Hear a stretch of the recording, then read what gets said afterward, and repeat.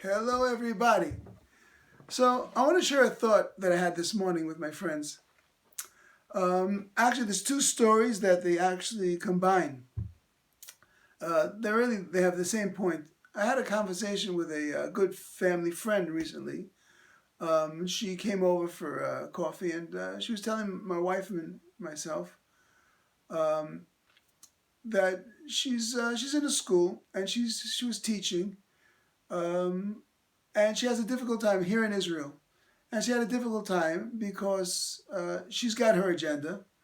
And as she's teaching, she's realizing that the students are not with her. Um, so she was thinking about it, and it bothered her. And some time passed, and at one time, the principal spoke with her and said, "Listen, we want to achieve a whole bunch of stuff when we teach these kids, but let's always keep in mind that they've got other stuff going on in their lives. Some of these kids come from broken homes. Some of these kids come from homes where there's no father. Some of these kids come from homes where the father actually is in prison. Um, and, some of these kids live with their grandparents. So, we do want to have our agenda, but be personal with the kids and take a personal interest with these and see what's happening with their lives." That's one story.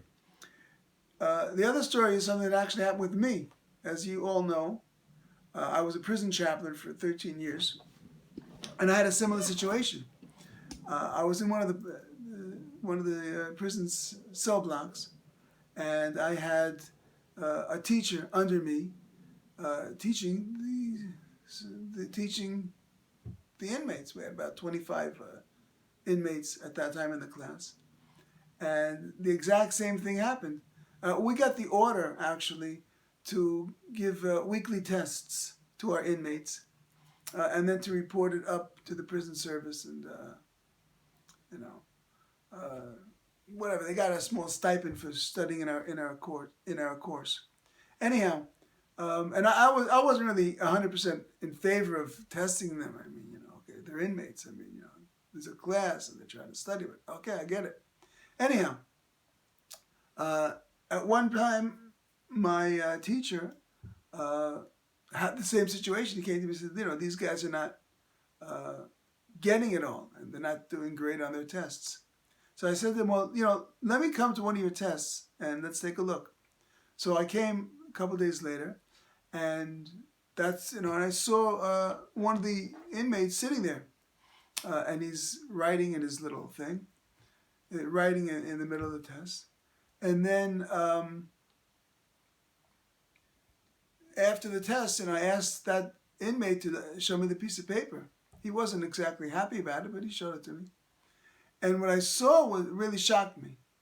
None of it had to do with the test at all. He wrote down on this piece of paper, tell my brother to put some money in my wife's account. This guy's an inmate in the prison. Tell my father to help my wife fix the car. Don't forget to call my daughter on her birthday. This guy was in his own world. Right?